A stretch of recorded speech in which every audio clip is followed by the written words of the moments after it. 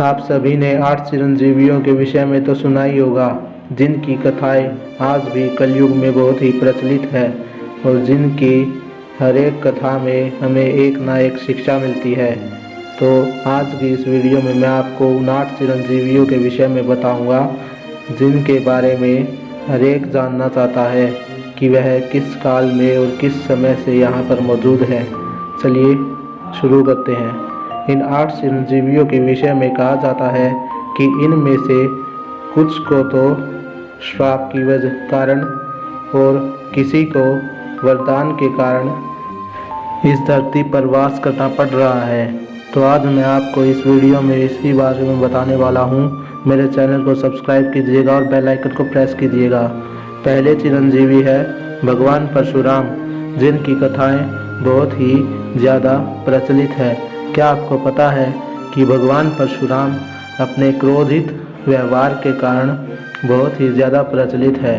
कहा जाता है कि इनका क्रोध इतना था कि इन्होंने अपने पिता के कहने पर बिना कुछ कहे अपनी माता का शीश तक काट दिया था। भगवान परशुराम को चिरंजीवी होने का वरदान स्वयं उनके गुरु भगवान शिव ने दिया था। कहा जाता है कि भगवान परशुराम ने ही श्री राम के साथ युद्ध करने तक की स्थिति को उत्पन्न कर दिया था। और यही नहीं, यह कर्ण के गुरु भी थे और कर्ण के साथ साथ यह गुरु द्रोण और भीष्म के भी गुरु थे। कहा जाता है कि भगवान परशुराम आज भी इस धरा पर भगवान विष्णु के आखिरी अवतार 10वें अवतार भगवान कल्कि की प्रतीक्षा कर रहे हैं, क्योंकि भगवान परशुराम ही कल्कि भगवान को अस्त्रों की और वेदों की शिक्षा देंगे। और कहते हैं कि भगवान परशुराम ही भगवान कल्कि के साथ और बाकी के 7 चिरंजीवियों के साथ मिलकर कलि पुरुष नामक दैत्य से युद्ध करेंगे और उसके पश्चात परम धाम वैकुंठ को लौट जाएंगे। दूसरे नंबर के चिरंजीवी हैं राजा बलि। जी हाँ, राजा बलि, जिनकी भी कथा बहुत प्रचलित है। कहते हैं कि राजा बलि अपनी दानवीरता के लिए बहुत ही ज़्यादा प्रचलित थे। इसलिए भगवान विष्णु ने वामन अवतार में उनकी परीक्षा लेनी चाहिए, क्योंकि इंद्र ने भगवान विष्णु से इसका आग्रह किया था। तब भगवान विष्णु ने वामन अवतार में राजा बलि की परीक्षा ली। वह वामन अवतार में राजा बलि के समक्ष गए और उन्होंने राजा बलि से 3 भग भूमि मांगी। तब राजा बलि ने उन्हें 3 पग भूमि नापने को कहा। तब वामन अवतारधारी श्री हरि नारायण ने पहले पग में स्वर्ग, दूसरे पग में नरक और तीसरे पग में पृथ्वी नाप ली। तब श्री हरि नारायण ने वामन अवतार में राजा बलि से कहा कि अब मुझे चौथा पग कहाँ रखना है। तब राजा बलि ने वामन से कहा कि आप चौथा पग मेरे शीश पर रखें। तब भगवान वामन ने चौथा पग राजा बलि के शीश पर रखा। तब कहा जाता है कि इससे राजा बलि पाताल लोक में चले गए, जिससे वह पाताल लोक के राजा हो गए। कहते हैं कि राजा बलि की इस दानवीरता को देखकर वामन अवतार में ही श्री हरि नारायण ने उन्हें चिरंजीवी होने का वरदान दिया और उन्हें एक दिन के लिए अपनी प्रजा से मिलने का भी अवसर दिया, जिसे हम लोग आज ओणम के रूप में, त्यौहार के रूप में मनाते हैं। तीसरे चिरंजीवी हैं भगवान हनुमान। कहते हैं कि जब भगवान हनुमान श्री राम रावण युद्ध में श्री राम की आज्ञा से माता सीता की खोज में अशोक वाटिका में गए, तो वहाँ पर श्री हनुमान जी ने माता सीता को श्री राम की अंगूठी दी, जिस कारण भगवान श्री राम के प्रति इतनी भक्ति को देखकर माता सीता उनसे अत्यंत प्रसन्न हुई और उन्हें चिरंजीवी होने का वरदान दिया।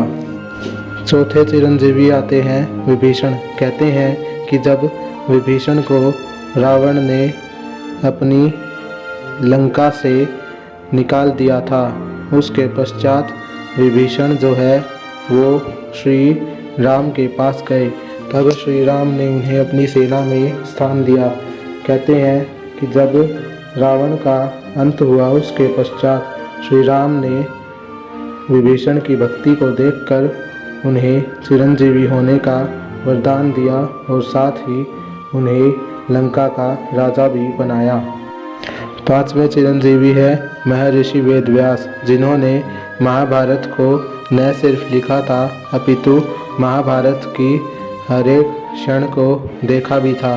कहते हैं कि इन्होंने महाभारत को शुरुआत से लेकर अंत तक देखा था, इस कारण इन्होंने महाभारत की रचना की थी। कहते हैं कि महर्षि वेदव्यास ने 18 पुराणों और 4 वेदों की रचना की है। इन्हें भी चिरंजीवी होने का वरदान प्राप्त है।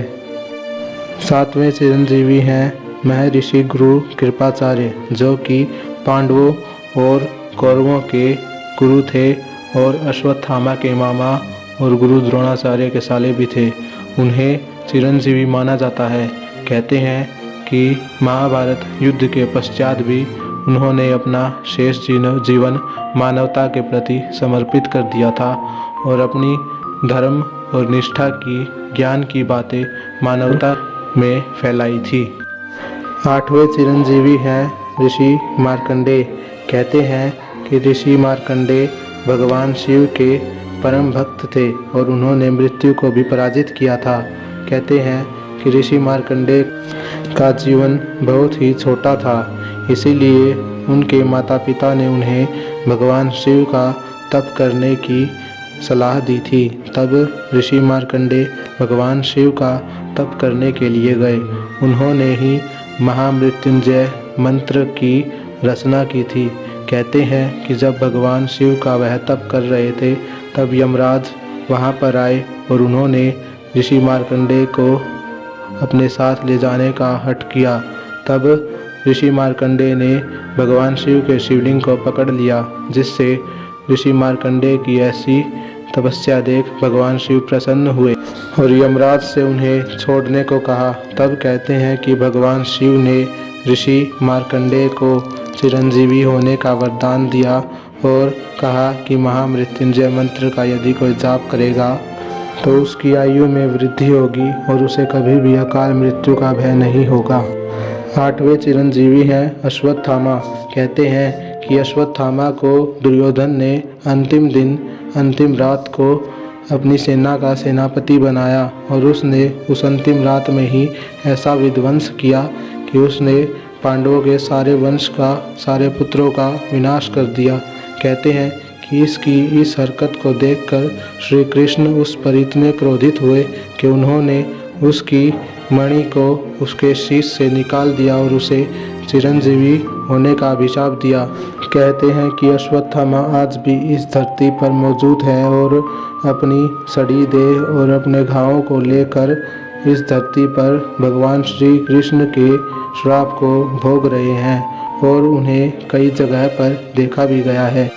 तो ये थे वो 8 चिरंजीवी। अगर आपको मेरी वीडियो पसंद आए तो चैनल को सब्सक्राइब कीजिएगा, बेल आइकन को प्रेस कीजिएगा और लाइक कीजिएगा।